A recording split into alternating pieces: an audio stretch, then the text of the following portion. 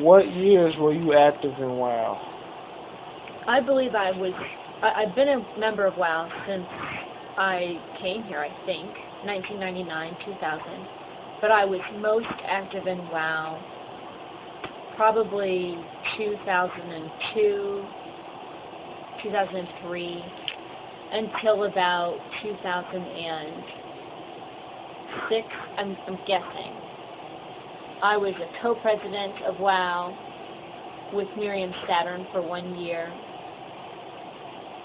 and that was a wonderful experience. And then, almost immediately following that, our department lost one faculty member and then another faculty member to leave, and then our chair, and so we were really, really strapped, and my activity level in WOW strongly decreased. And so since that time, we now are more fully functioning, but I've only ever really since just been more of a member. So I would say the strongest period of activity was probably 2002, 2003, 2006. I did the most with WOW at that time. Okay. During the time you were like active in WOW, how were women treated at Western? Well, I remember one of the things that WOW was very concerned with was contract negotiations for parental leave policies. And when I first came to Western, we didn't have a parental leave policy on the books for both of my children. My daughter's now 12 and my son is 9. I took sick leave. And when my sick leave days were up, if I remember correctly, I just was docked. So I was out for 2.5 weeks with my daughter and 2 weeks with my son, and that's not really very long to be gone after pregnancy. And although this is a pretty flexible position, I probably would have taken longer if there was something more formal. And it irked me that it was called sick leave, because I wasn't sick. You know, I was a new parent. So how were women treated? I mean, I think one of the, you mentioned that you're interested in writing because you're interested in community development and mentoring, and that's probably what drew me to WOW. The wonderful mentors that I had come to know on campus really early, most of them were women, and most of them were involved in WOW, and they invited me to come. And many of them tell stories that are just amazing to hear today in terms of what it was like for women when they first came. I would say it was not that dire for me. They'd paved the way. But there were still things. I've been here now this is my 13th year, I think, maybe ending my 12th. It's been a long week. It's ending my 12th, I guess. But there were still things. And so parental leave is one example, of something that's changed just in the time that I've been here. How was Western's relevance to WOW?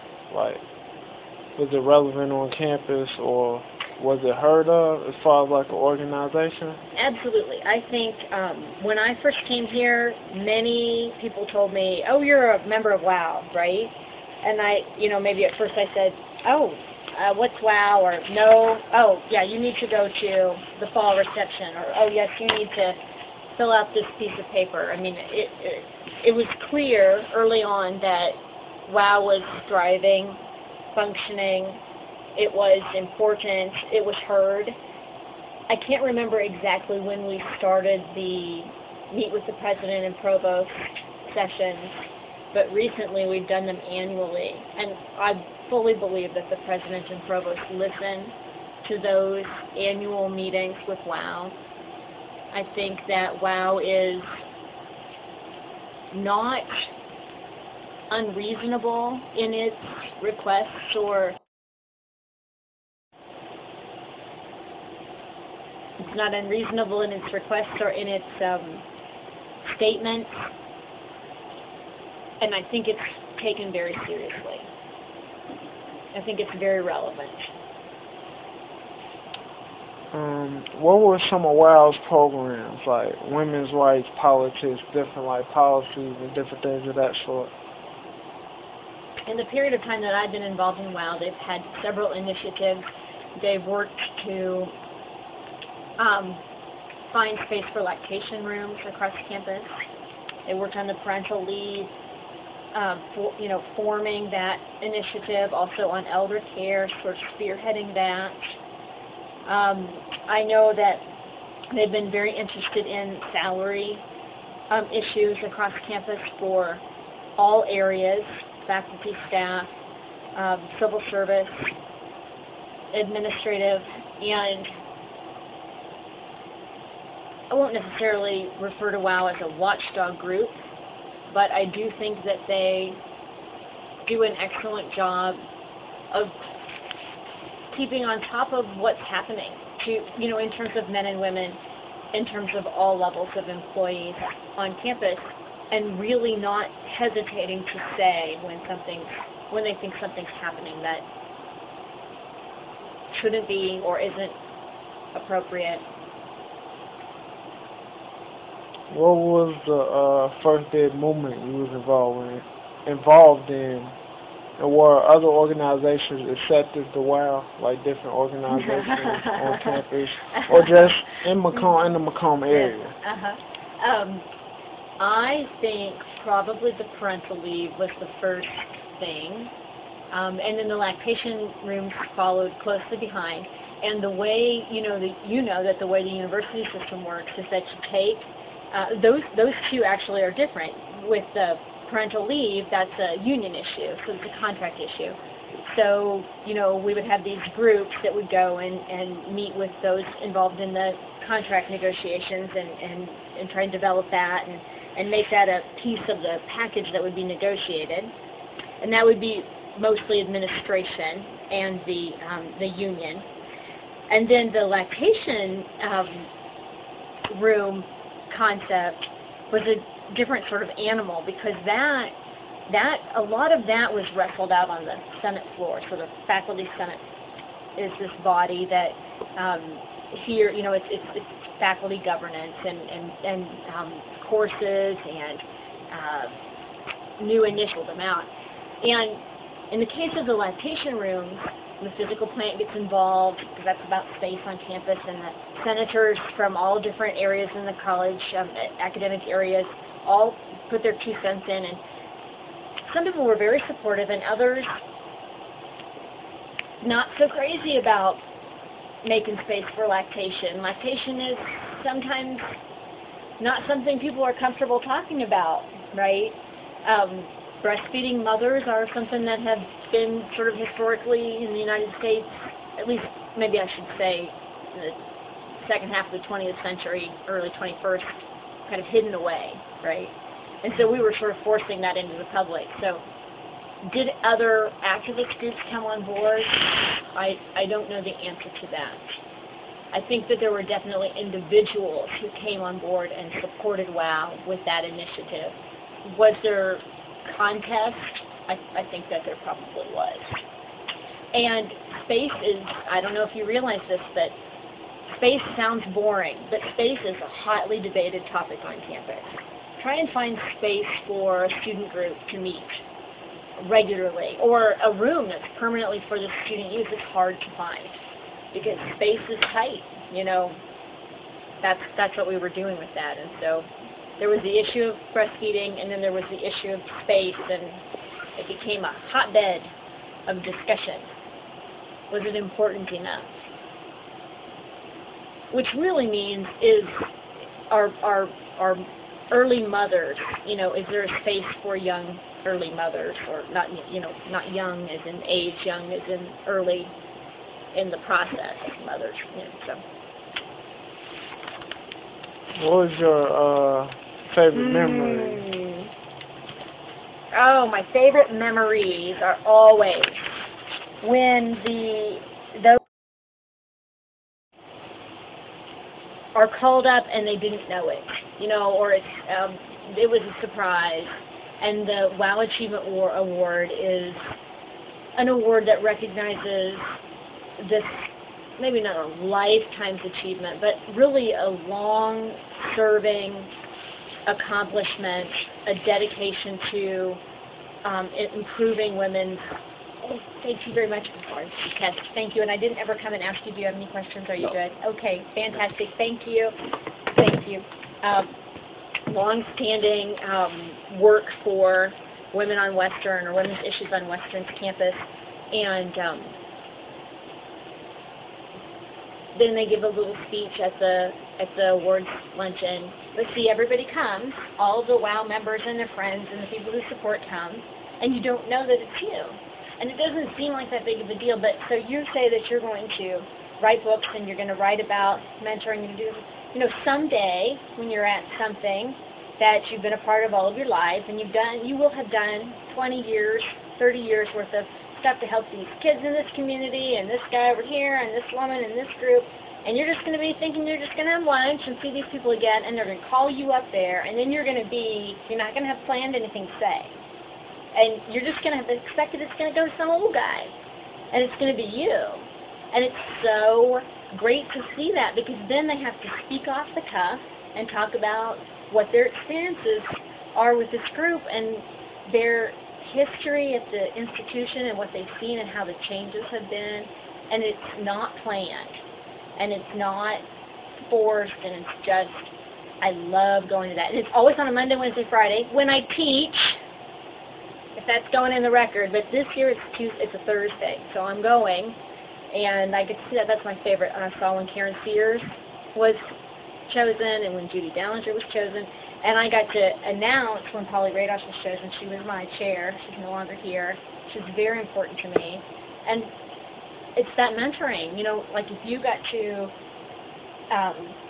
introduce like an important mentor of yours, it's just very meaningful to see them be recognized. They don't do it for that reason. That's not why they do this work, to be recognized. But it's so nice when they get recognized for that important work that they do. I love those memories. And I also kind of enjoy some of that fighting on the faculty senate floor for things like lactation rooms. I kind of enjoy a little bit of that too. And I miss it, because when you're just a member, you just don't get as involved in all that stuff. So I hope to be a little bit more active in the future. I've seen in the email, like when we were going back and forth, that you're a professor of women's studies. How long have you been a professor on the faculty at Western? Since 1999, I came here, and so I guess this is the end of my 12th year. I was 1 year in sociology, and now the rest of the time here in women's studies. So how you like women's studies? I love it. I feel like I get paid to do. I feel like it's almost not fair that they pay me to do it. Can you imagine? So you're an African American Studies major, right? Yeah. So can you imagine that students have to listen to you talk, right, about stuff that you love to read about and that you would talk about to your friends if you could just make them listen long enough, and you get to watch films for class that you would watch on your own anyway, and you read books that you would read if you could find time, and then they pay you to do it.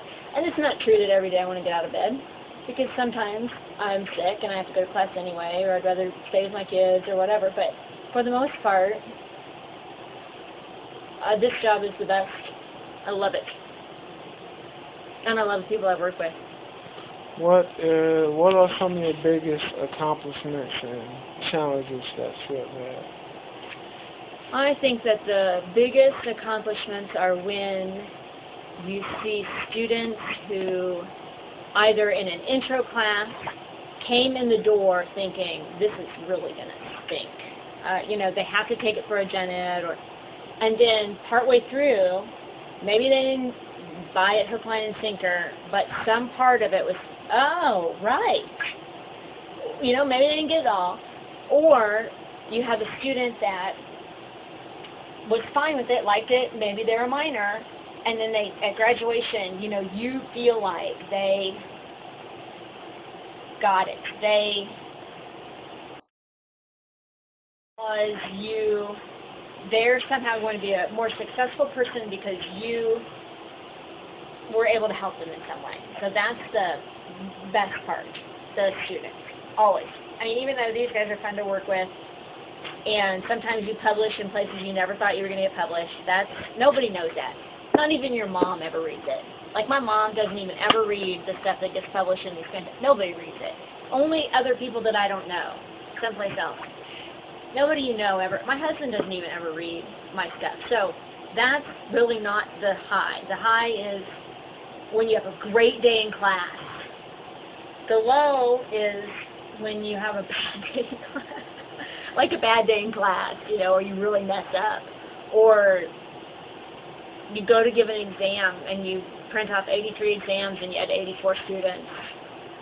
And then you're like, oh, okay, what do? I have to stay in this room and I got one person with no exam. I mean, like something, the little things that happen to everybody that sometimes really means something to this one person who, he's got to come in and take his exam at a different time. It doesn't happen very often, but you know what I mean, the mess-ups, the everyday stuff, or somebody that you wanted to see go to graduate school who didn't have the GPA and couldn't get in. Just like that heartbreaking stuff. Or teaching women's studies means that you do, because of the nature of the material, you would know this in African American studies. People come to you because you teach about it with stories that just keep you up at night. In the case that we teach about rape and sexual assault and child abuse, and so people come in and tell me that things happen.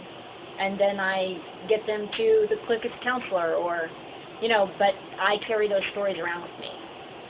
So that's the challenge, is how to help them. I want them to tell me, but how to not let it eat you up. And how not to make yourself crazy, because you're going to have days where you just don't have a good class.